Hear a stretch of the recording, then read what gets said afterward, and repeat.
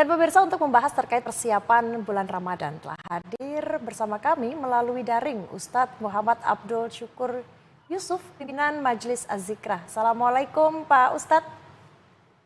Waalaikumsalam warahmatullahi wabarakatuh. Pak Ustadz, saat ini pemerintah sedang menggelar sidang isbat dan belum selesai ya, kita masih menunggu nih hasilnya. Nah, sebagai umat Islam Ustadz, apa saja sih yang perlu dipersiapkan ini untuk menyambut bulan suci Ramadan?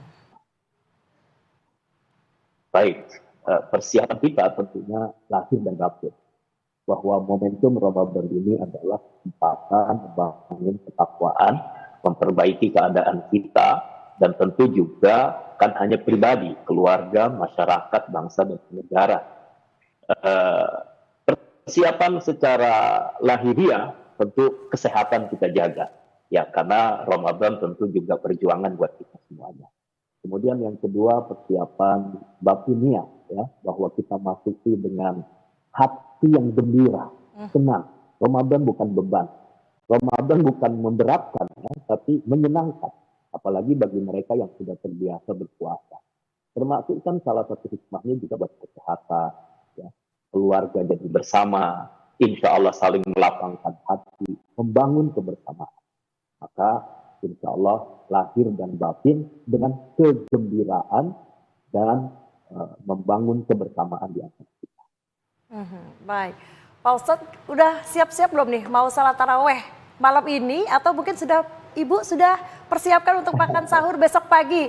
Puasanya besok atau lusa nih Pak Ustadz? Ya, tapi sebentar kita Pak Ustadz, menunggu saja ya, hasil yang isbat. Baik, Pak Ustadz gak usah dijawab dulu karena kita akan jeda untuk azan maghrib untuk wilayah DKI Jakarta dan sekitarnya. Baik. Laporan 8 petang segera kembali. Selamat menunaikan ibadah sholat maghrib bagi Anda yang berada di wilayah DKI Jakarta dan sekitarnya. Kita lanjutkan dialog kita dengan Pak Ustadz Muhammad Abdul Syukur Yusuf, pimpinan Majelis Az-Zikrah. Pak Ustadz, ada juga nih umat Islam yang melakukan tradisi munggah silaturahmi ke keluarga dan makan bersama. Ini bagaimana pandangan Ustadz mengenai tradisi ini jelang bulan suci Ramadan? Ya, sangat baik ya. Munggah silaturahim keluarga, makan bersama.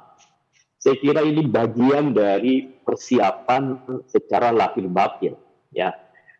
Saling mengunjungi, ya kan, kumpul bersama, sehingga apa? Ramadan ini perlu dinikmati secara kekeluargaan, kebersamaan, saling mendoakan dalam kebaikan, dan terlebih lagi supaya batin ini bersih, tidak ada iri, dengki, riya, ujub, sum'ah. Jadi menepis dari kedengkian, kebencian, dendam. Maka kumpul bersama keluarga itu sangat istimewa. Makan bersama bukan berarti makan terakhir ya, bukan makan terakhir, tapi adalah menunjukkan insya Allah sikap persiapan kita untuk menyongsong ibadah yang bisa dinikmati dan lebih baik. Tradisi yang bagus bisa dipelihara. Tradisi yang sangat baik. Baik, Pak Ustadz, ini bulan suci Ramadan kan adalah bulan yang paling ditunggu-tunggu oleh umat Islam sedunia. Sebetulnya apa saja sih keistimewaan dari bulan suci Ramadan dan apa yang perlu diperbanyak dalam amalan ibadah? Baik, jelasnya sih puasa ya, memang ini kewajiban. Tapi ada yang Allah Subhanahu wa taala sebutkan dalam Al-Qur'an, syahrul Ramadan alladzi unzila fihi al-Qur'an hudal linnas wa bayyinatin minal huda wal furqan. Pada bulan Ramadan itu kan Allah turunkan Al-Qur'an. Maka umat Islam ini kembali kepada Al-Qur'annya, kembali kepada petunjuknya, memahami dengan sebaik-baiknya guidance dalam kehidupan ini. Yang insya Allah bukan hanya kepentingan buat umat Islam, petunjuk hidup, membangun negeri, bahkan membangun dunia ini kan ada dalam Al-Quran. Maka umat Islam, ayo kita kembali kepada Al-Quran. Ramadan juga syahrul rahmah, bulan kasih sayang. Ya, ayo deh kita bangun kedamaian, kita ciptakan perdamaian, jauhi daripada perselisihan, pertikaian. Jika ada kekurangan-kekurangan, saling introspeksi, memperbaiki diri. Dan saling mengingatkan di antara kita adalah keniscayaan, karena semua tidak ada yang sempurna. Maka bulan Ramadan ini mengingatkan kepada kita, ayo jangan hanya memanjakan raga, tapi melupakan jiwa. Ya, seringkali kan kita memanjakan raga, tapi melupakan jiwa. Ayo bangun jiwa-jiwa yang bersih, jiwa-jiwa yang suci. Untuk apa? Untuk kemaslahatan umum.